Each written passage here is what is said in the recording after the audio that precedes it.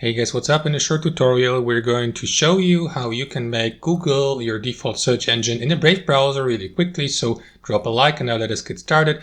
So launch the Brave browser on your laptop or PC. And as you can see here on my home screen, I made Google my default search engine. So to use it, simply click on the search bar at the top and type in the search term you're looking for. So if you'd like to make Google your search engine here on Brave browser, simply follow my instructions. Click on these three horizontal lines in the top right corner.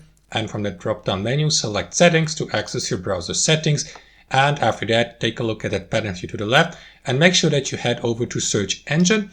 And at the last step, guys, simply make sure that here at the top where it says Normal window, Google is set as your default search engine. If that's not the case, simply click on Change here to the right and select Google from that menu of supported search engines and confirm by clicking on Set as Default here. You may do the same for your searches in the incognito mode, or as it is called here in Brave browser private window, and click on Change here and use Google and set it as default search engine in the incognito mode. And that's basically it, guys. That's how you do it. Thanks for watching and have a wonderful day.